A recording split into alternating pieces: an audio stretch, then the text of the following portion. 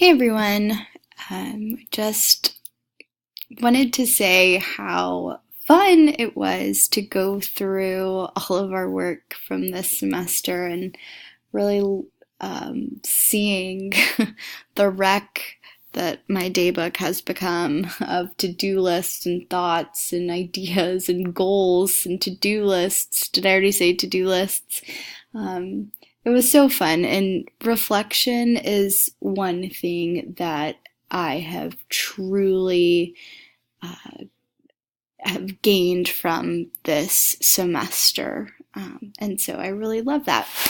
My artifacts come from my daybook.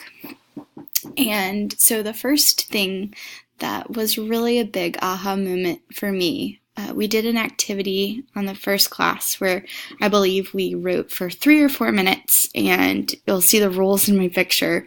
Pencil can't leave the page, raw junk, don't think, write faster than the person in your head. And I was so inspired by this activity, and I just ran with it and implemented it in my classroom that week. We do weekly reflections on Fridays as our warm-up, and so I give my kids these rules and I let them write. And I think that it's really helpful to them, especially these hormonal teenagers who can't always express all of these feelings and emotions that they have in a positive manner. It's a really good tool for them.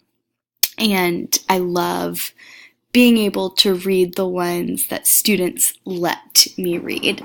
I also thought that was a big thing.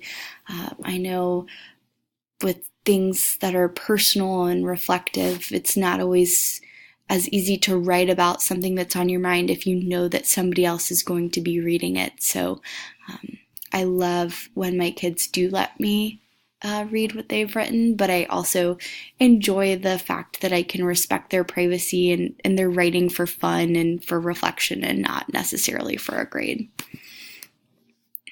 The next artifact I found was from Don Graves. It's pretty self-explanatory. Kids should be able to write and read about things that they care about. I think that one of these ideas behind 21st century learning is really being intentional about what we're teaching and what we're asking our students to do.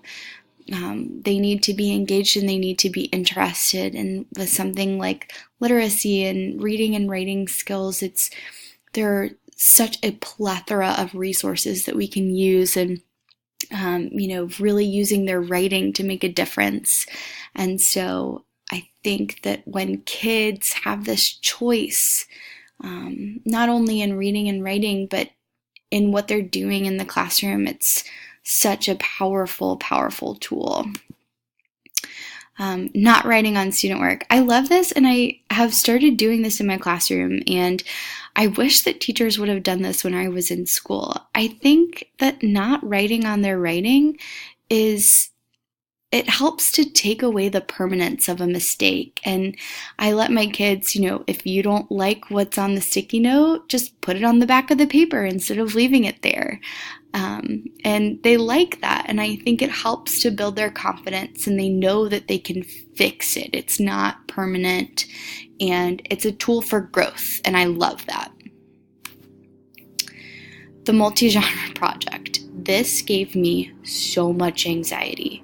It took me forever to decide on a topic. I bounced around probably 4 or 5 times with different topics. I was so nervous to share and receive feedback because I hadn't written formally in so long.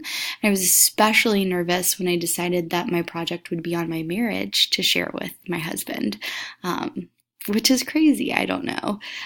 But it was so therapeutic and so amazing once I let myself go and just dove into the writing. And I really, really loved that.